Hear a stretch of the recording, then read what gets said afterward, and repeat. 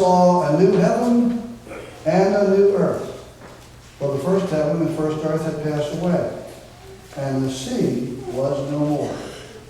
And I saw the holy city, New Jerusalem, coming down out of heaven from God, prepared as a bride adorned for her husband.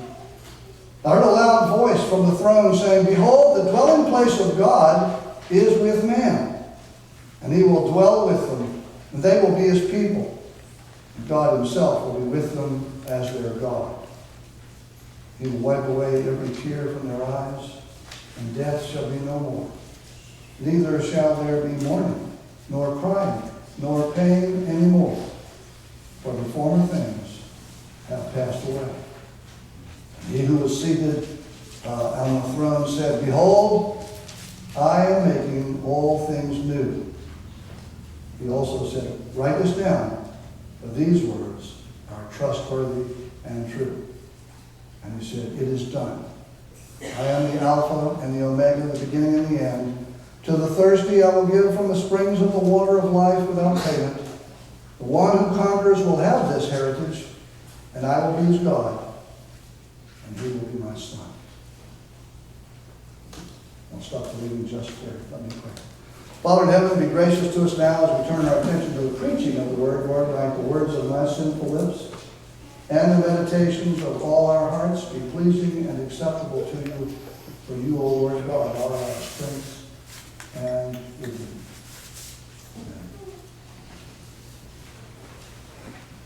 Amen. The three essential features of Emmanuel's land.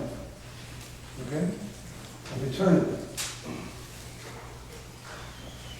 I was going to tell you, I originally thought I'd call it the four essential features, but we already took up briefly chapter 20, and it's all done. So there's no evil, nothing wicked, Satan's gone from the field. But there are other problems in building eternity, and the first one is the place.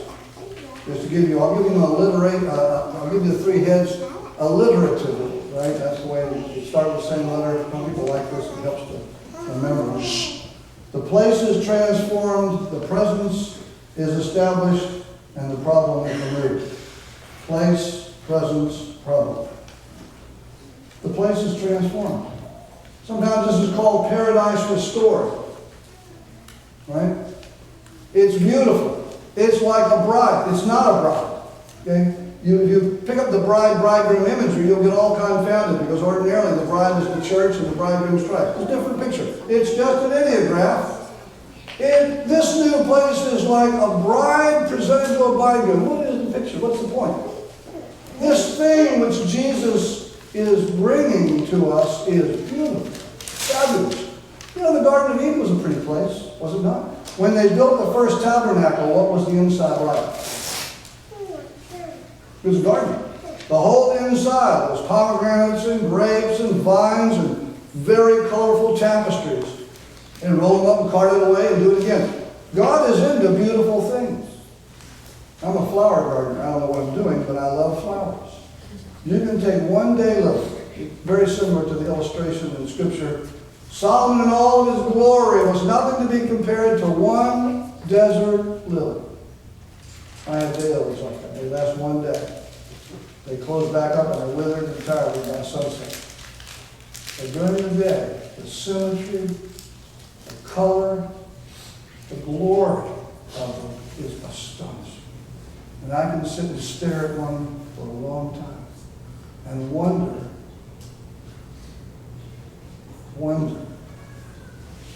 at how they evolved from frogs. Well, anyway, I wonder in God's creation, the beauty, the power, the wisdom. And so the place that God will bring will be beautiful like that. Eternity will be a lovely, lovely place. You'll be happy with it. If for no other reason, then it will be spectacular. It will be like the garden. Now be careful. When we say paradise restored, some people like that language, it's not Eden. You're not headed to Eden. When Adam and Eve were in Eden, they had instructions. They were on probation, right? They were on probation. Eternity, there is no probation. The work is all done. Jesus has already bought your ticket. It is paid for. You will get into glory on the strength of the death and the resurrection of the Lord Jesus Christ. Period. So there is no probation there.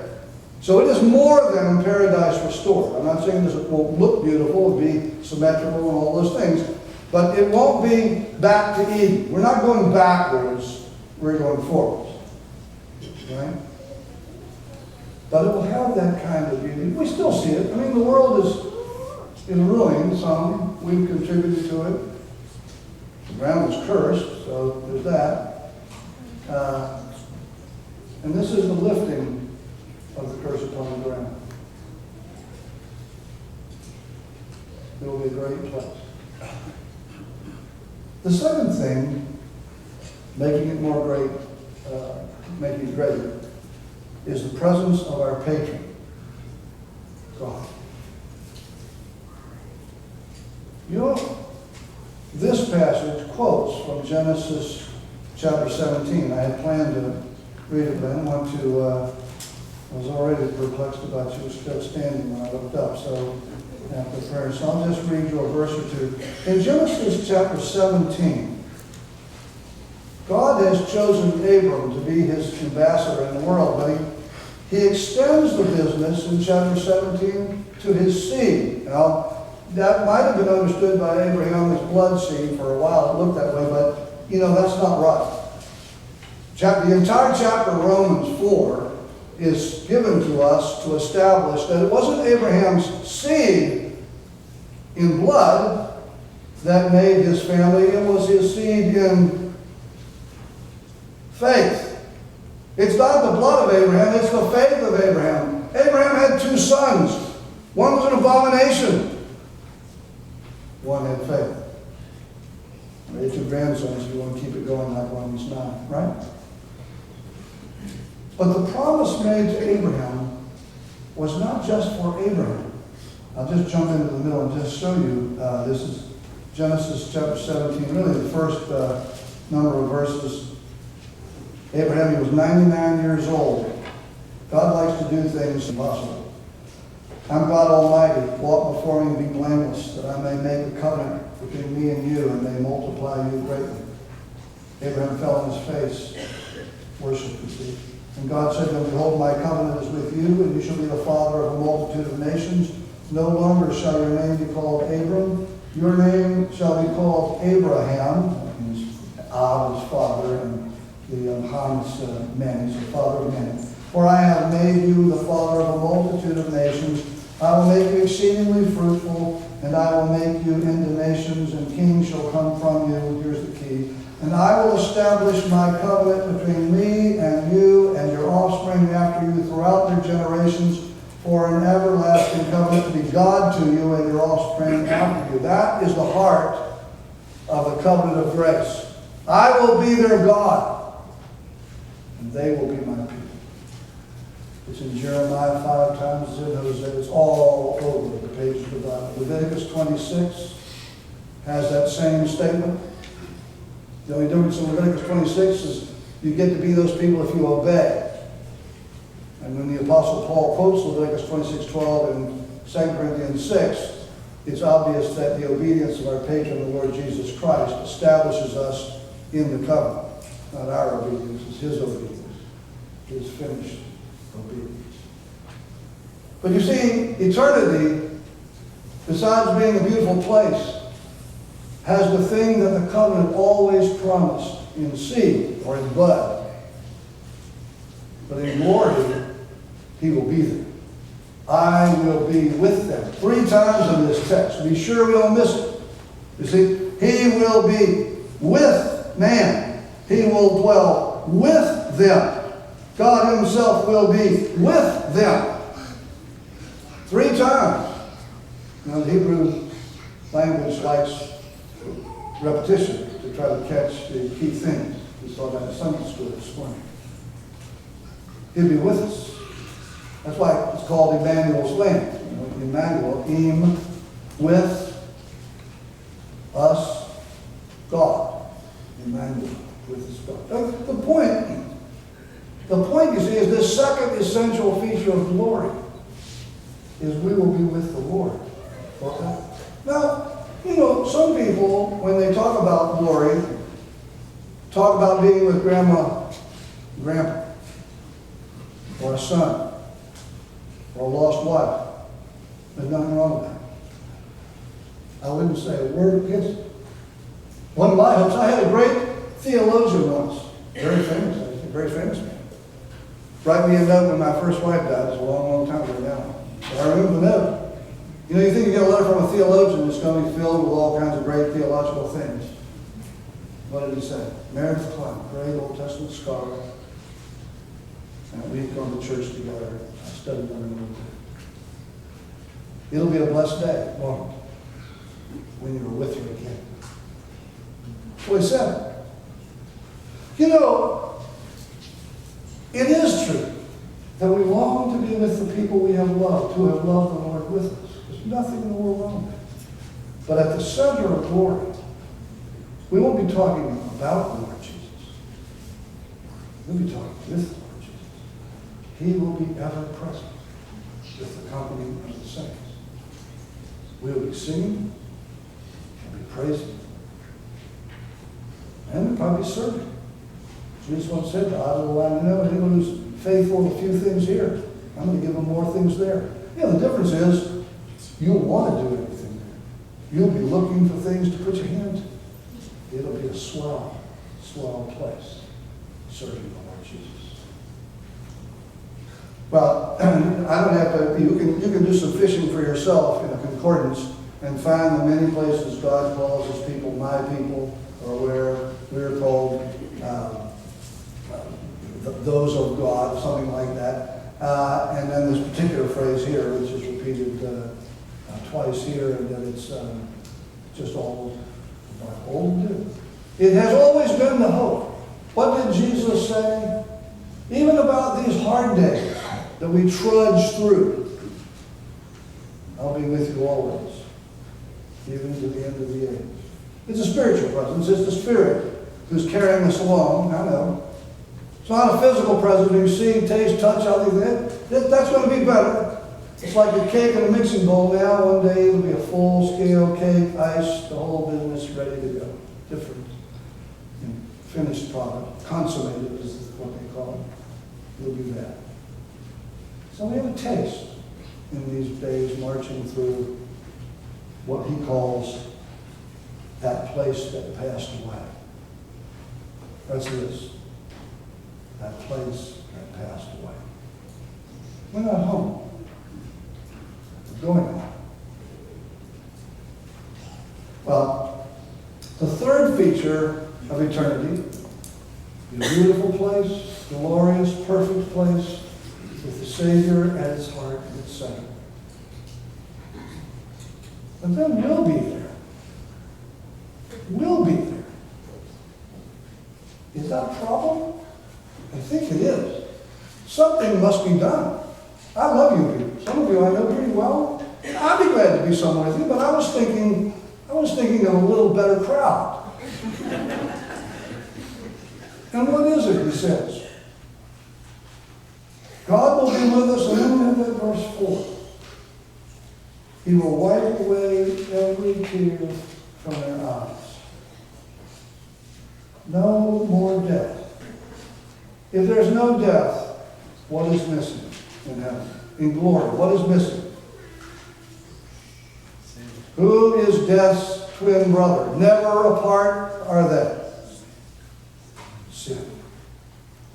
Wipe away every tear, every remorse, every regret, every question about God's government, every sorrow, no pain, all the former things that characterized our miserable life here. I know it has some high spots. If you've got any age on you, you know what it is to messed up, sin, have regrets. If you've got age like I've got, you've got more regrets than cod made liver pills. Things you'd like to redo. When you get old, ask anybody, they'll tell you, you don't look forward except to glory. You spend a lot of time looking back at things that should have been done. things you can't fix. You shouldn't even think about it. Hard not to. You see, the problem with us will be removed. So we'll be welcomed in Emmanuel's land because there we will have no sin. The place will be beautiful. The Savior will be at its center. And you and I will be as beautiful as can be, without sin or wrinkle or any such thing. Those are the three characteristics of Emmanuel's land. Great place, great Lord. Maybe not, great people. So, I was thinking, about that prayer that a couple weeks ago. Well, what is it? What is it that makes it so special? And I think there's a lot more here, by the way, about how Jesus sets this in motion. So you can keep reading chapter 21 on your own. But those are the three features that make it so. This book, I'll close with this. This is a Christian classic, which you might know, you may not know. It seems like I mentioned it this time. This is the Letters of Samuel Rutherford. There's a new edition. This is an old book, but there's a new edition. It's a great book. Samuel Rutherford was thrown out of his pulpit, a little tiny church. He was a brilliant scholar, invited to the Westminster Assembly, quite died. And then he was sent way to the north, in virtually abandoned territory to the north of Scotland, so he couldn't be with his people. And he began to write letters to them. There are 200 and, I don't know, maybe there's more than that. This is all the ones that were saved by people. Let's see. 352 letters he wrote to his people to tell them to keep going, stand on, don't give up.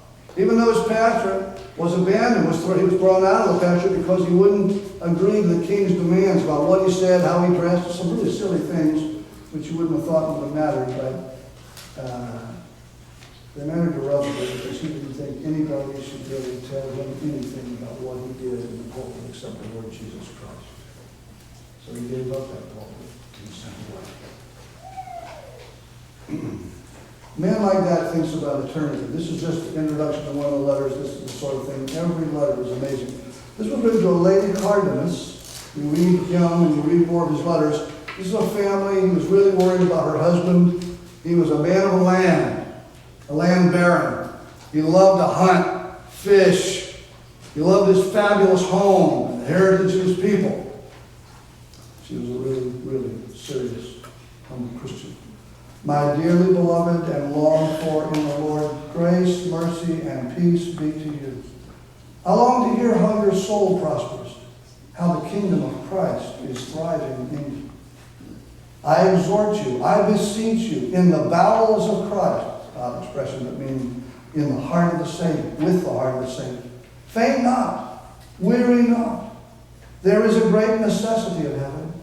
You must needs have it. All other things, houses, lands, children, husband, friends, country, credit, health, wealth, honor, may be wanted, but heaven is your one necessary thing, the good part that shall not be taken from you. See that you buy the field where the pearl is found. Sell it all. Make a purchase of salvation. Think it not easy, for it is a steep ascent to eternal glory. Many are lying dead by the way. They are slain with security.